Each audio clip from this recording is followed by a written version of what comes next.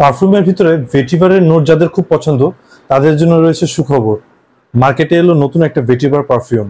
এই পারফিউমটির ভিতরে curl ল্যাগারফিল্ডের boys day vetiver, গেরলান্ড বা গার্লেন হাউসের ভেটিভার সিরিজের পারফিউমগুলো বা এঙ্ক্রে নয়ারের যে ভেটিভার রিলেটেড পারফিউমগুলো রয়েছে সেগুলো প্রত্যেকটির একটা রেজেম্বলেন্স এই পারফিউমটিতে আছে এবং পাশাপাশি এই পারফিউমটি সম্পূর্ণ ইউনিক একটা সৃষ্টি।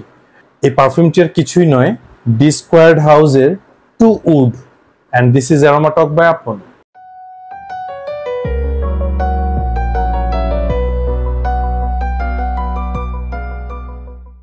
ডি স্কোয়ার্ড ফ্যাশন হাউসটি আসলে ইতালিয়ান বংশোদ্ভূত কানাডিয়ান আইডেন্টিক্যাল টুইন অর্থাৎ যমজ দুই ভাই ডিন এবং ড্যান, ওনাদের একটা যৌথ প্রজেক্ট। এবং এই ফ্যাশন হাউসের মূল কনসেপ্টটা হলো ফিউশন।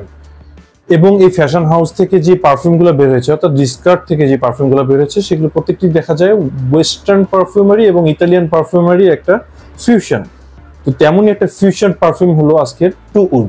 2021 সালে ডি স্কোয়ার্ড হাউস থেকে এই টু উড পারফিউমটি রিলিজ হয় এবং এই পারফিউমটির নেপথ্যে কাজ করেছেন দুজন ডিজাইনার। একজন হলেন মাস্টার পারফিউমার অলিভার ক্রেসপ এবং আরেকজন হলেন ড্যাফনে বুগে। এবং ড্যাফনে বুগে মূলত খুব ডেয়ারিং এবং এক্সপেরিমেন্টাল পারফিউমের জন্য বিখ্যাত।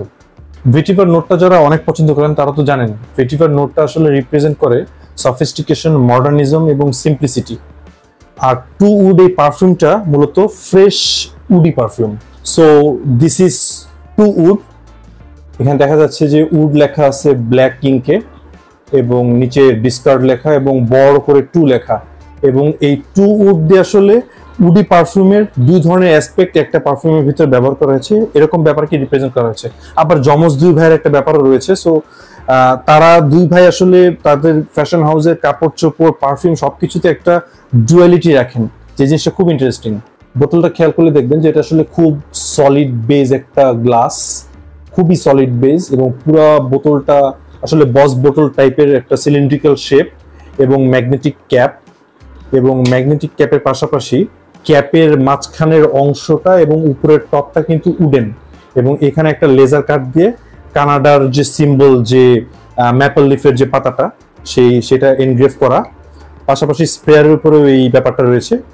কানাডিয়ান ফ্যাশন হাউস এবং কানাডিয়ানরা মূলত তাদের প্রত্যেকটা প্রোডাকশনে আসলে এই সামহাউ এই ম্যাপল লিফটা ইনকর্পোরেট করে। চলুন এটা স্প্রেয়ারটা দেখা যাক। এটার স্প্রেয়ারটা কিন্তু প্রেসারাইজড অ্যাটমাইজার, সো খুব ভালো বড় একটা বাস্ট তৈরি হয় এবং অনেক দূর পর্যন্ত যায়। আনবিলিভেবল। টু উডের টপ নোটে রয়েছে লেমন, সাইট্রন এবং পিঙ্ক পেপার। আর মিড নোটে রয়েছে সেডার, হাইশিয়ান ভেটিভার এবং সাইপ্রেস এবং সিলভার ফিল বলতে একটা ব্যাপার, আমি এই নোটটার সাথে আসলে পরিচিত না। আর বেজ নোটে এটা অ্যাম্বার এবং মাস্কের কথা বলেছে এবং যে সেডারটা আসলে বেজ নোট পর্যন্ত থাকে। সো সেডারি, অ্যাম্বারি, মাস্কি একটা স্মুথ বেজ। সো এটা সেন্ট প্রোফাইলটা আসলে স্মুথ, মাস্কি, ফ্লোরাল, সেডারি এবং ডেফিনেটলি যেহেতু ভেটিভার বেসড সো একটা বড় ভেটিভার ডোজ তো আছেই। তো এই ফ্লোরাল টোনটা কোথা থেকে আসে আমি জানি না, হয়তোবা লাইট মাস্কি যে একটা নোট ব্যবহার করা হয়েছে সেখান থেকে একটু ফ্লোরাল নোট আসে। ইনিশিয়ালি এখান থেকে একটা সাইট্রাসি, হেভি সাইট্রাসি এবং পিঙ্ক পেপারি এক ধরনের নুয়ান্স আসে। একদম ফ্রেশ, ওয়াটারি, অ্যাকোয়াটিক ওপেনিং এবং এই অ্যাকোয়াটিক বা মেটালিকনেসটা খুব কম সময়ের জন্য স্টে করে, এটা ধীরে ধীরে পুরোপুরি উডির দিকে চলে যায়। আর মিড স্টেজে যখন যেতে থাকে তখন এই সাইট্রাসি ব্যাপারটা একদম সাবডিউ হতে থাকে এবং এক পর্যায়ে পুরোপুরি নাই হয়ে যায়। এবং সেডারি এবং ভেটিভারের যে একটা কম্বিনেশন, একটা ক্রিস্পি, একটা ক্লিন একটা মিড স্টেজ থাকে এই পারফিউমে। আর বেজের দিকে তো অ্যাম্বারি এবং মাস্কি, পাশাপাশি সেডারি ক্রিস্পিনেসের কথা আগেই বললাম। এই পারফিউমটা একদম ইউনিক, একদম নতুন কিছু। এই পারফিউমটা বেশ প্রফেশনাল, খুব ক্লিন, খুব ওয়েলকামিং আর অফিস সেটআপের জন্য খুব ভালো। একটু ইয়াং ক্রাউডদের জন্য ডিজাইন করা বলে মনে হলেও এটা আসলে একটু ম্যাচুরড ক্রাউডদের জন্য ভালো হবে, আসলে বেশি সুইটেবল হবে। এই পারফিউমের ভিতরে যে ভেটিভার নোটটা ব্যবহার করেছে সেটা মূলত হাইশিয়ান ভেটিভার, অর্থাৎ হাইতিতে যে ভেটিভারটা চাষ করা হয় এটা পৃথিবীর বেস্ট ভেটিভার বলা হয়। পাশাপাশি বারবন ভেটিভারও অনেকে বেস্ট বলেন। তো হাইশিয়ান ভেটিভারের প্রধান ক্যারেক্টারিস্টিক হলো এটা খুব ক্লিন, এটা থেকে এক ধরনের সোপি, ফ্রেশ এক ধরনের টোন বের হয়। এবং এই হাইশিয়ান ভেটিভারটা খুব পলিশড, এই পলিশড ভাবটা থাকার প্রধান কারণ হয়তো বা এটাতে যে মাস্কি আন্ডারটোন রয়েছে সেই আন্ডারটোনটার কারণে ভেটিভারটা খুব স্মুথ। পারফিউমটার আরেকটা ইন্টারেস্টিং ব্যাপার যেটা হলো গিয়ে বা কন্ট্রাস্টি ব্যাপার, সেটা হলো পারফিউমটা যখন স্প্রে করবেন তখন বেশ লাইট থাকে, ফ্রেশ থাকে, সাইট্রাসি থাকে, কিন্তু লাইট থাকে। কিন্তু এটা যত মিড থেকে বেজের দিকে যেতে থাকে তত ভেটিভারটা প্রমিনেন্ট হয় এবং পারফিউমটা বেশ হ্যাভি হয়। এটা কিন্তু অন্যান্য সকল পারফিউমের থেকে এই ব্যাপারটা কিন্তু একটু আলাদা। কি বলেন?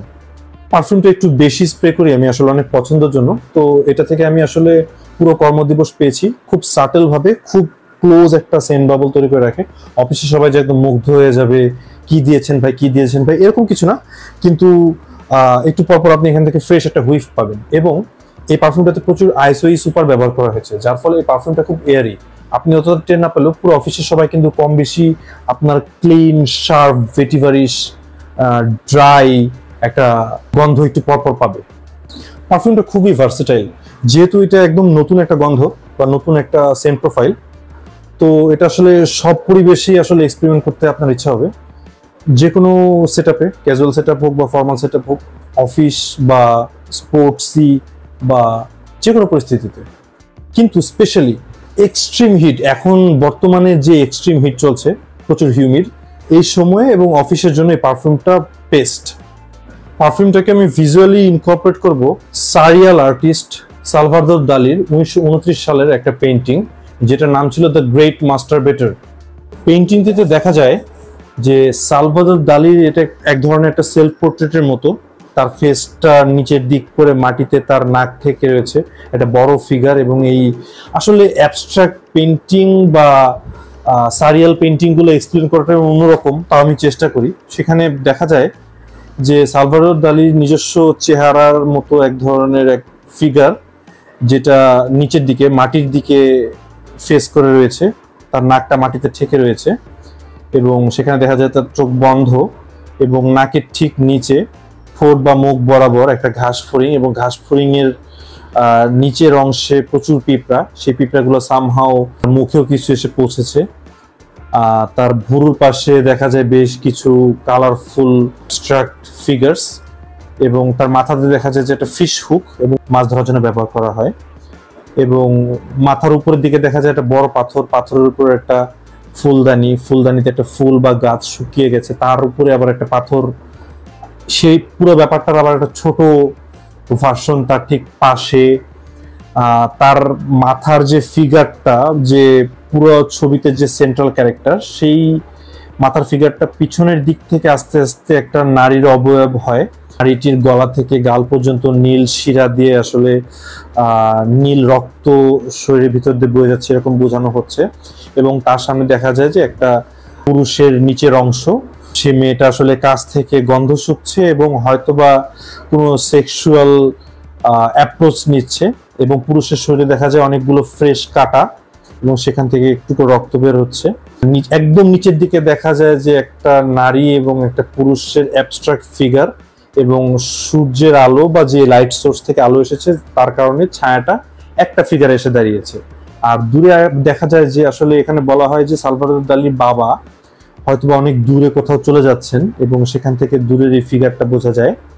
পুরো ছবিটাই আসলে খুবই সারিয়াল এবং অনেক অনেক মেসেজ এই ছবিগুলোর ভিতরে থাকে, সারিয়াল পেইন্টিং গুলোর ভিতরে। এবং এই ছবিটার সাথে পারফিউমটাকে ইনকর্পোরেট করছি। এই ছবিটাই পারফিউমটার মতনই একদম নতুন, উদ্ভট, সামহাও খুব সুন্দর, আবার কিছুটা পাগলাটেও। আর পারফিউমটাকে আমি মিউজিক্যালি ইনকর্পোরেট করবো 2007 সালে অস্ট্রেলিয়ান বেলজিয়ান শিল্পী গটাই, ওনার একটা গান আছে হার্টস এ মেস, এই গানটার সাথে আমি পারফিউমটাকে ইনকর্পোরেট করব। এই পারফিউমটা এবং গানটা দুটোই খুব অ্যাবস্ট্রাক্ট, খুবই সারিয়াল, খুব মেলোড্রামাটিক এবং খুব বোল্ড। অনেক তো সারিয়াল বা বিমূর্ত ব্যাপার স্যাপারের সাথে পারফিউমটাকে ইনকর্পোরেট করা গেল, এবার একটু বাস্তবতায় আসি।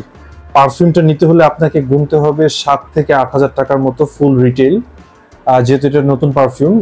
আমি সাজেস্ট করবো একটু ডিসকাউন্টার বা এটা টেস্টার কালেক্ট করার জন্য, এবং একটা সার্টেন টাইম যাওয়ার পরে তো এই পারফিউমটার দাম তো অবশ্যই রিজনেবল হবেই। আসলে যারা পারফিউম কালেক্টর বা পারফিউম এনথুজিয়াস্ট রয়েছেন তারা ব্যাপারটা রিলেট করতে পারবেন। এই পারফিউমটাকে আসলে আমার খুব পছন্দ হয়েছে, আমি এটাকে আসলে অনেক রেট করতে চাচ্ছিলাম, অনেকখানি রেট করে ফেলেছি। এটাকে আসলে আমি রেট করবো 10-8। এটাকে আমার খুব ইচ্ছা করছিল 10-8.5 বা 9-এর কাছাকাছি দিতে, কিন্তু এটার প্রাইস পয়েন্ট এবং লংজিভিটি আসলে খুব সাটল। তো কেন জানি মনে হয় যে পারফিউমটা যদি একটু লাউড হতো, সবাই যদি এনজয় করতো। তো সবকিছু চিন্তা করে পারফিউমটাকে আসলে আমি রেট করবো 10-8। সকল ধরনের পারফিউম লাভার বা কালেক্টরকে বলবো না, কিন্তু ভেটিভার পারফিউম এনথুজিয়াস্ট বা ভেটিভার কালেক্টর যারা রয়েছেন তারা অবশ্যই এই পারফিউমটা কালেক্ট করবেন বা ট্রাই করবেন।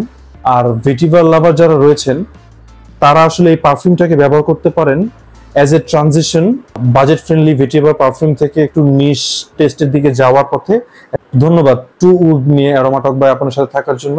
দেখা হচ্ছে অন্য একটা পারফিউম নিয়ে।